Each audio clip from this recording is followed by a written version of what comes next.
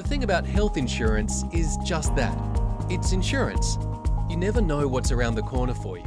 For Bupa customers, being billed as a no-gap or known-gap patient can save them thousands on out-of-pocket hospital costs.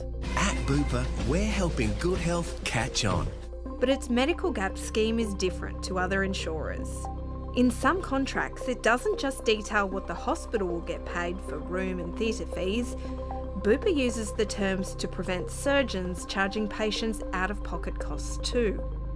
While this may sound good for patients, they can lose out. What they're really doing is they're removing choice from their members. And what Bupa's really in effect doing with this is saying, well, you can choose your specialist, but you're going to bear a lot of costs with that specialist unless they go to a hospital that we hold a contract with. The hospitals say doctors are subcontractors, and it's unfair. So it's basically making the hospital the policeman, if you like, for the doctor's fees. This is the only insurer that does that. David du Plessis was manager of hospital partnerships at Bupa in 2022. Now a consultant for small providers, he says the conditions are a tactic to force hospitals to enter contracts with the insurer. Without them, hospital doctors revert to lower base Medicare and insurer rates per procedure and will leave. It is a wedge. It's a way of forcing the hospital to have to hold a contract. Now the ABC can reveal since August 2025, Bupa has also been trying to impose a similar condition on doctors, saying it will extend its medical gap scheme to practitioners at some of the 99 uncontracted hospitals, but only if that hospital agrees not to charge Bupa customers any out-of-pocket costs beyond the applicable excess.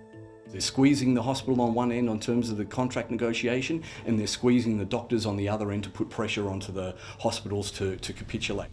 The Private Hospitals Association has called on the competition regulator to act, saying it's anti-competitive.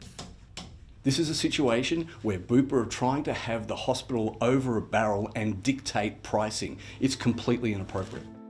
Competition law expert Dr. Bashi Hazard says it could constitute an illegal practice if it's found to be coercive and limiting competition.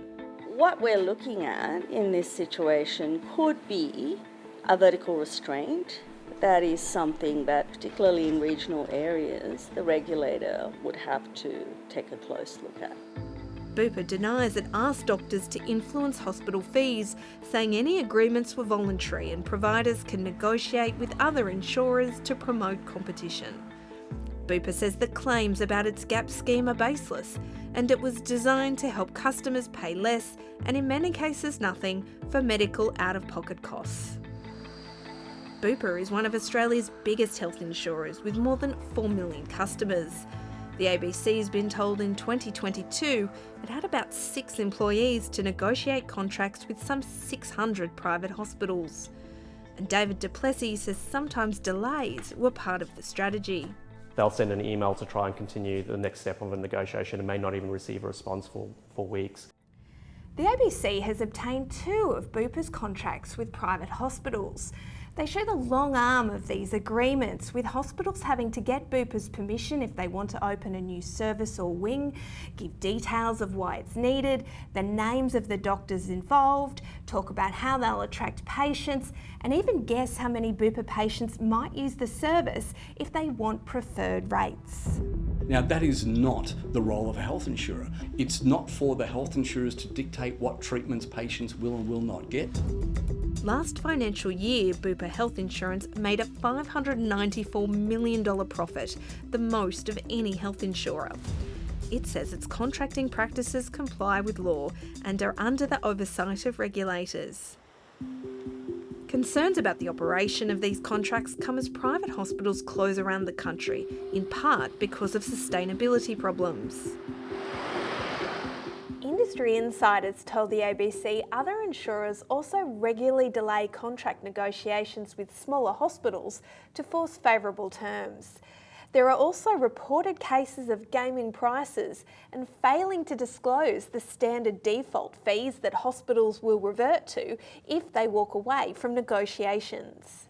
So you're putting these little small providers against these big insurers, and they really don't have any ability to extract reasonable rates from that. Dr Bashi Hazard said some of these behaviours could add up to market abuses. So where you have a situation of take it or leave it contracts, an unnecessary delay in renegotiating agreements, this lack of transparency in terms of pricing before the contract is signed, you may well, in combination, have a misuse of market power situation. That's why advocates are calling for ACCC help, a mandatory code of conduct which the insurers reject, and a default floor price for procedures. It's a system that is fraught, riddled with abuses, and it needs to be cleaned up.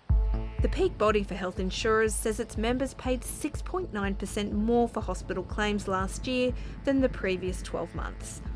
It disputes closure concerns but says hospitals are facing rising business costs, and effective hospital contracting is critical to keeping private health insurance affordable for consumers. There is no private health system without strong private hospitals. Insurers are working with providers and governments to maintain a sustainable system. The competition regulator declined to comment. The federal government said no gap arrangements were designed to benefit patients, and it was up to individual doctors whether they participated. What we're actually at risk of is losing a really efficient, high-quality part of our hospital networks. And when that happens and those hospitals start closing, there's no recovering that. Critics maintain if the sector isn't reformed, ultimately patients will lose out.